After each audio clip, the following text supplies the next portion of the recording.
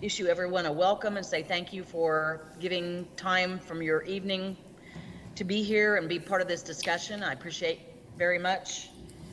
I understand we don't have meeting minutes available yet. They're still working on completing those. So we're going to go ahead and table those for the time being, and hopefully they will be ready by our next meeting. And we will go ahead and be able to present those and accept them at that time. Next item on the agenda, I believe, was committee procedures. Do we have those ready for discussion? We do, and I can bring those up on the screen. I'll do that shortly. Perfect.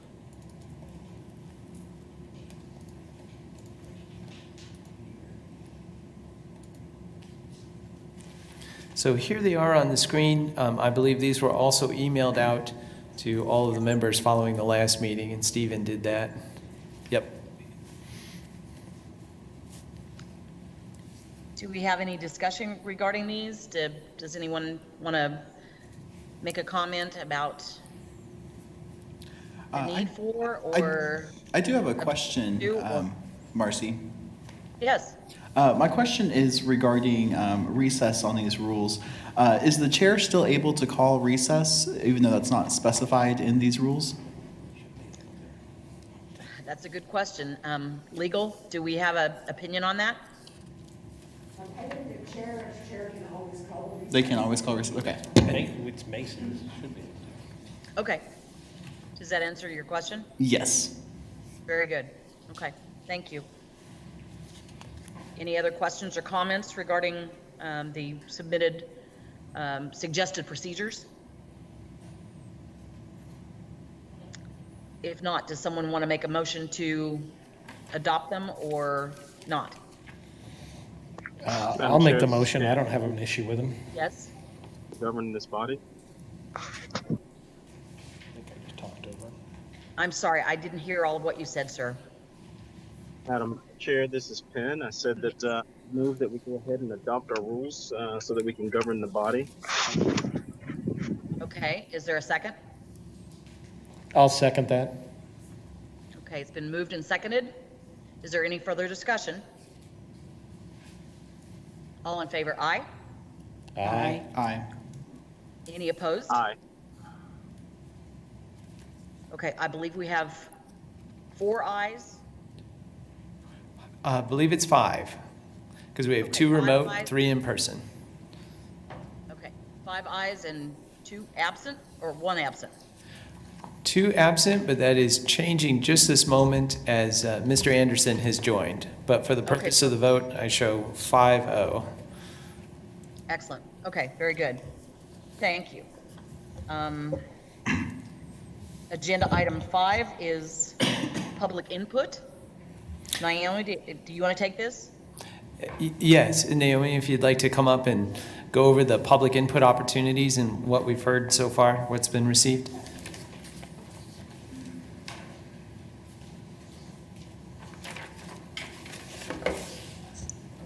We haven't had a lot of input. We have a lot of opportunities for people to engage. There's an email, which is redistricting@wichita.gov that people can directly email questions in.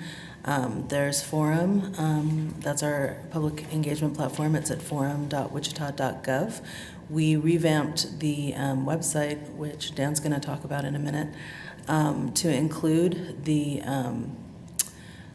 dashboard, the redistricting dashboard, actually on the city webpage, so that residents can look at those maps, the proposed maps, while they're just looking at the redistricting page, so they have all of the information at their fingertips. And there's also going to be, I believe the survey option was turned on for the redistricting. We're talking about the possibility of turning on the survey so that people could respond that way too if they'd like to. But there hasn't been much conversation. I believe in your packets you have a copy of the Diane Leffler article that ran in the Eagle that was about redistricting, and I think one of the maps is also similar to Mr. Anderson's submitted map, I believe, was one of Diane's suggestions. So we have opportunities for engagement, and certainly if the public has any questions that they'd like to submit to us, there are many, many ways for them to do so. Obviously, they can always reach out to their council member or the mayor, certainly, or at district advisory board meetings. Does anybody have any questions for me? No? Okay. Thank you. Thank you, Naomi. Okay, I believe item 6 is discussion of map scenarios. Oh, Madam Chair, if we could, Yes. I'm sorry, Scott Wadle. Dan, it'd be great if we could have Dan come up and talk to you a little bit about the status of the public dashboard that was put together. Yes. We've done some modifications that we'd like to highlight. Very good. I apologize for skipping ahead.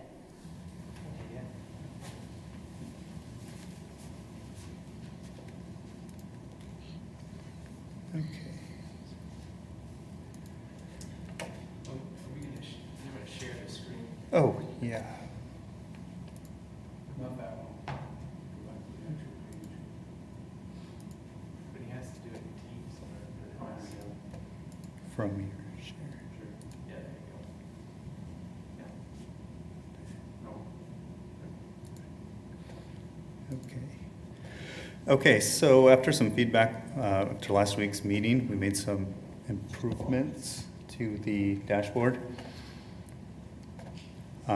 including making the help page a little more accessible, make it stand out a little bit more. Some other feedback that we did get was including a way to embed the forum site into the dashboard. However, there were some challenges with that, and so we created a hyperlink down here at the bottom on the Welcome tab that will launch the forum site. And then also, as Naomi had just talked about, the wichita.gov redistricting site has everything on here with dashboard embedded and links to forum. So that was kind of our way around instead of getting the dashboard or the forum embedded into the dashboard, it's kind of the opposite, and it's on wichita.gov redistricting. Okay. And so here's a link to forum right there. And then there's several links within the dashboard itself. So it's kind of a one-stop shop here on wichita.gov redistricting. Then also on the maps and charts, we have, let me go back right here. On the layers, we added a projected residential growth areas 2035. And you can see that's on the peripherals of the city limits. So that can be helpful for viewing different scenarios and projected growth area. There's a little paragraph right here on the welcome page, kind of just describing that layer. So you can access it in the layers, you turn it on and off, just like neighborhood associations, homeowners associations that we talked about last week. And that's pretty much it. Any questions on the dashboard? I think it looks good. Does anyone else have any questions or comments?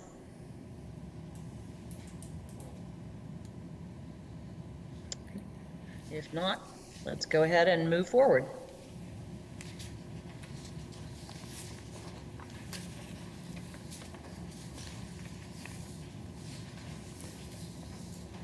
Okay. Item number 6, concept maps review. And so for this one, I'm going to turn it, I'm not quite sure who to turn it over, but I'll turn it over to the map team so that they can go over any modifications, highlights, or changes. That's really cool. All right, tonight we're actually going to discuss 2 different scenarios that were brought up.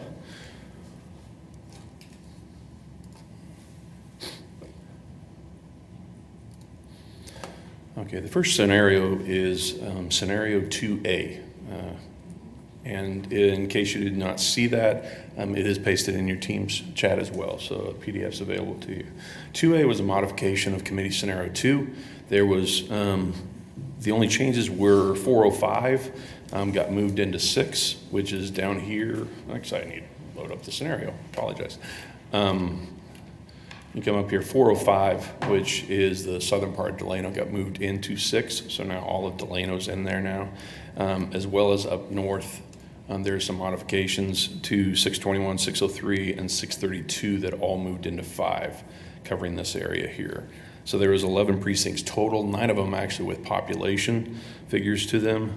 In the case of changes, much like the previous scenario, Committee Scenario 2, there were some neighborhood associations that were impacted by that. One, Delano, which was previously represented by 4 and 6, is now solely represented by 6. Fairfax, the biggest impact down here in the way of neighborhood associations is down and around the 101. I can bring that up. Notice that Linwood, Schweider East, and Fairfax, and Longview, all of these were impacted. Previously, Fairfax was in 3, and now it is in both 1 and 3. Linwood was in 1 and has moved over to 3. Longwood has moved from 3 to 1 and 3, and Schweider East. Actually, Schweider was 1 and moved to 3, as well as Schweider East, that was split previously in 1 and 3, is now solely in Council District 3. The numbers themselves look close. The only one that's on the fringe area was out in Council District 4. That's on the negative side, so there's potential for growth out there. I can show you where that looks like.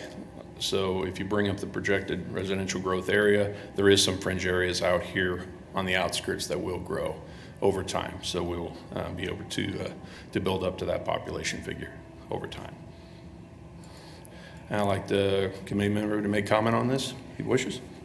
Well, what I did was, the first map that I created, I guess, I keep looking to talk to you even though you're not here.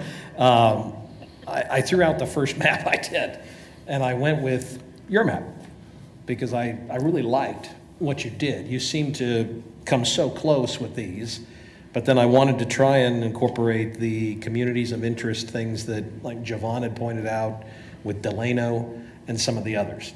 So it's very hard to do that, but I think I've fixed that. I think I was able to put Delano back together in one council district and keep everything else almost of what you were able to accomplish with your original map. I had to move a couple of precincts in 5 and 1 or so in 4, but I fixed all of the other screw-ups that I had in my first map by using your base template. So I think the only other major growth area is all 4, but there's a ton of new development. There's, Turkey Creek has 4 new housing developments that are going out. They're going up right now, all out in District 4. So I think it'll build itself up. So I think we're probably pretty close.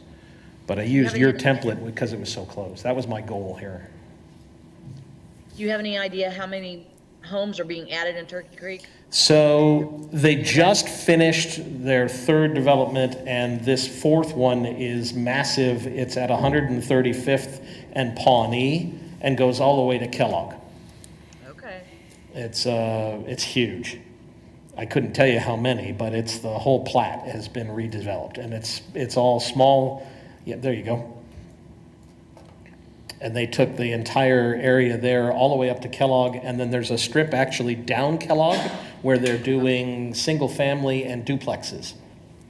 Okay. And some apartment complexes actually as well, from what I understand. Tell me what scenario number this is again. 2A. 2A? Okay, thank you.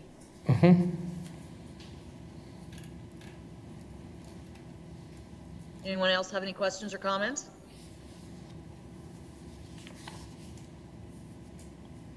Okay. Final scenario Oh, tonight. sorry, and you can throw out my other one, because that one I didn't even try to fix. because there were so many mistakes in there and neighborhood associations that I should throw that one out. So there was a request to withdraw 4. Well, I imagine at some point we're gonna start getting rid of these, so you can leave it for now, and we'll probably get rid of those when we get to it. But, I mean, leave it for now because it's food for thought, but. All right, so the final scenario tonight is labeled as press scenario 1. This was a request to analyze a scenario that was provided within a Wichita op-ed. There was actually 2 scenarios listed in the op-ed. One of them was moving election district 205 or precinct 205, and then there's also one that was moving precinct 207. 207, that one is already represented in committee scenario 3 that we reviewed last week. So if you choose to review back on the previous notes once they receive them, or you can look at the streaming video to view that. So for 205, on press scenario 1, there was only one change. So it was down here in this area. There's only one neighborhood association impacted by it, which is East Ridge, which is a common one for many of these scenarios, it seems like.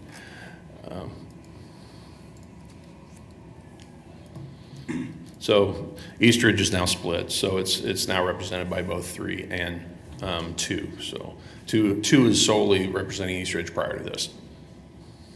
There's no homeowner associations in this either. Now, the numbers themselves, although they do fit within the tolerance, there is a concern in the case of Council District 2 because that is at 4.97%, which if you look at the map and you actually turn on your projected growth, there's a lot of red out here, a lot of growth out there, and in actuality, since January of 2011, there's already 3 new subdivisions that are single-family and multifamily homes that are coming in. I do not know the housing count on that, Marcy, but Okay. We can certainly try to get that if we need to. But there is a lot of growth on there, so there is concern in the case of if it hasn't exceeded the 4.97% now, it will very soon. So, and those are the only 2 scenarios. Heavy in 2, doesn't it? Excuse me, Marcy, what? It still has this kind of heavy in 2, doesn't it? Very. Yeah, okay. So is there any comment on press scenario 1? Press scenario 5, right? It's 1. Does it list that on the map? On ours, it listed as press scenario number 5. We'll send out a correction on that. Oh, okay. Apologize. It's okay. We know the one. All right. There's no other further discussion.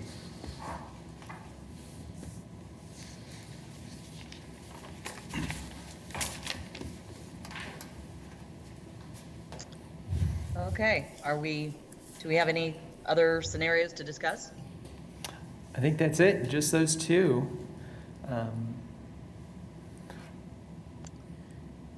Although it's up to you as the board if you'd like to discuss any more about the scenarios, whether you'd like us to refresh and go over any of the other maps for you. I'm looking around the room, I'm not seeing any nodding or raising of hands. Well, Scott, what's the plan for the exercise? Sure. In terms of, well, now, so we've had a presentation of the maps, the different scenarios. We've had discussion about it. We've had some tweaks about some of those. And so at this point, then you can decide if you want to transition into kind of getting a sense of which ones most people are in agreement with or favor. And so there's a number of different ways that we can do that. One of them is we can do an online survey, so I don't know, it'd be something that we could accomplish tonight, right now, but it would be something that you would go home and you could do on the computer. Mike has a survey form where you can rank order all of the scenarios just by name. You would just move them, you slot them around, it's like a Survey Monkey kind of thing, and you just move your top ranked one up to the top. Oh, Mike, yeah, why don't you, if you can demo it, we can show you how that would work, but then there are some other options too we can discuss.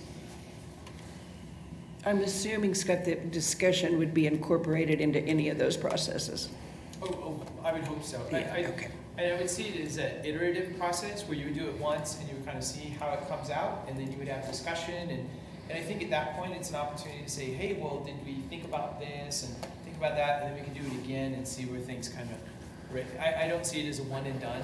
I see it as an ongoing tool to use for your conversation. All right, so currently out there, we have a ranking scenario where you would just enter in your valid committee member email address that you provide for Stephen Banks, so we could validate who you are. And then all you do is move things up and down in the case of what the scenarios are. All the current ones that we presented tonight are available to you on this. And in case you have any questions on particular scenarios and want to have a refresher on exactly what they are, you can go down here to the select scenario you'd like to view, and you can actually toggle through these. Unfortunately, I still have one in here, I apologize. But if you wanted to look back at 2A, it'll actually provide you the map for it, so you can review that as well as the numbers that were associated with it, and you can keep toggling back and forth. Once you've reordered the way you'd like to, then you would submit this, and then we would calculate the values afterwards. I like that. I think it's a good way. And that allows text to do it from, before our next meeting. And it is available remotely, so. What do you think, Jane? Yeah, I think that makes sense. I agree.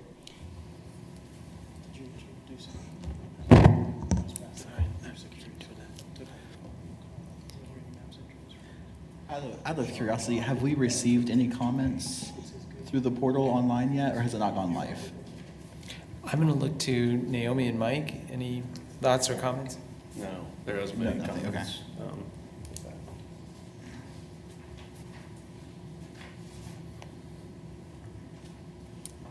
So what is the will of the board? Do you want to kind of mull it over and use the scenario ranking form and then submit that to staff and have them come back next week with our ranked map? I think the scenario ranking form would be great just to get an idea where everyone's head's at, and that would give us an obvious place to start eliminating some of the maps that none of us like. Yeah, I agree. Sure. And Scott, there's a way to maintain everyone's rankings. The question is whether or not there's the ability to see how people rank ordered them by individual, not just as a collective group, and I'll turn to Mike for that. Each of the rankings themselves are saved out on a table that we'd have to export out, but certainly we can open it up to where allows them You to. want to make that part of your minutes, so that that information is available to folks. Right. Make sure that's included in the meeting minutes for Coma and Cora. It sounds like we can do that, and if you all wish to do this after you leave the meeting tonight and you do that prior to the next meeting, maybe that's something that we could print out and we could have packets available for everyone. Print out. We can send the link. And then No, I meant, yeah, send the link, but then once it's all entered. once we've ranked them, yes. It's going to take some processing once we get the rankings back. But we Okay. can provide that, yes. And then we'll have written materials for you to review. So should we do it like we did with the maps, where it needs to be done like no later than Sunday evening? So you have time, will that give you enough time to compile that? What would be, Mike, what do you think is a reasonable turnaround time for, deadline for folks to get it submitted? By end of Monday. I think Okay, by end of Monday? Sunday's good, yeah. Sunday, Okay. Monday. It's a great suggestion. That'd give you the weekend then to work on it if you wanted. Yeah, that's a good suggestion. Yeah. Stephen, I see Stephen hovering closer to the microphone here. I think he's got a message. Yeah, just for clarification, use the email that I correspond with you on, because that way, as it's coming through the system, it will validate that you're one of the people that could use this tool. Okay. Very good. We'll share that link out on the Teams as well as email it afterwards. Okay. So I get, Okay. Do we have any other discussion about the map scenarios and what our expectations, our action list is? We're gonna go home and look these over and kind of figure out which are our priorities, which ones we like the best, and then we're gonna submit those via this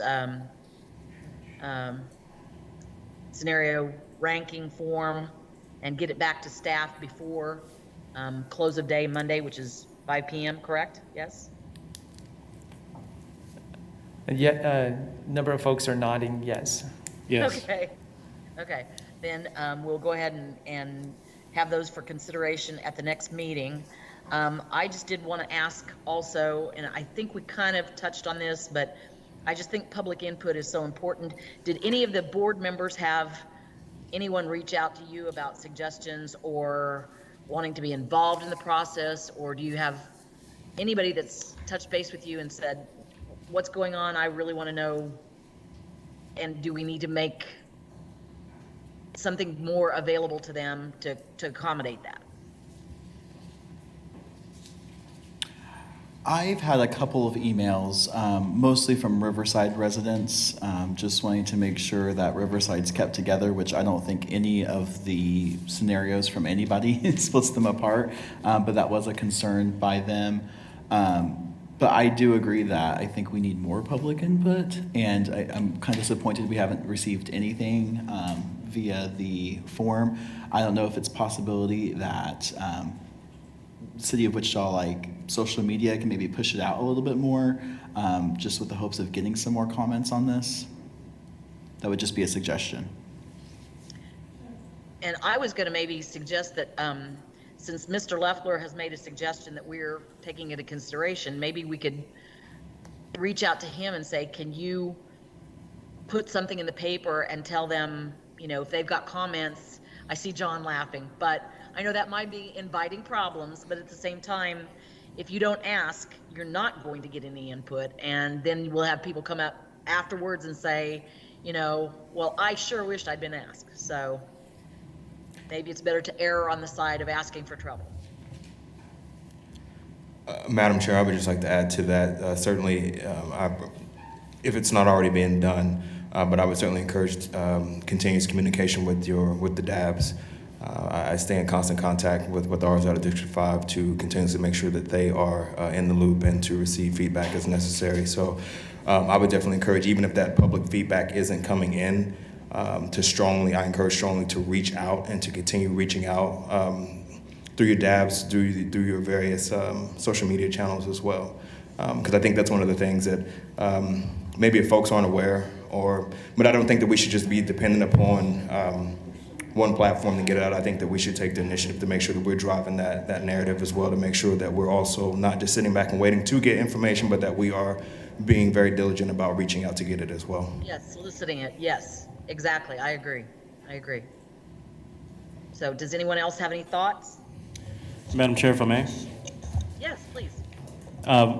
While I definitely concur with Mr. Anderson's comments just now and how we need to be proactive in pushing this out, ensuring that we get maximum participation from the community through the DABs, that is a mechanism that can be utilized. I do have pause, seeing as Mr. Leffler has shown himself to be quite partisan as of late, inviting a very partisan hack into this particular situation.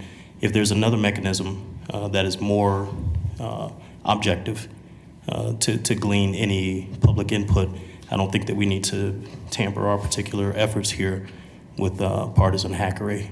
So I would be opposed to that particular solution set. Thank you.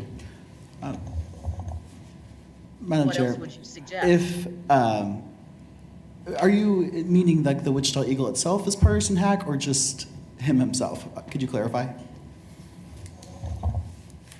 I'll let Mr. Leffler answer that on the body of evidence that's out there right now, as he's attacked many members of this particular commission with partisan hackery. I'll leave it to you to decide whether or not it's the paper or just the individual, but this body doesn't need to engage in that mess. Okay, well, I don't think it's an issue for maybe the Wichita Eagle to help us. They have a readership. They are the city newspaper. They do facts. I don't have a problem with that. I think calling our news agency a partisan hack is a bit offensive, personally. I'm sorry?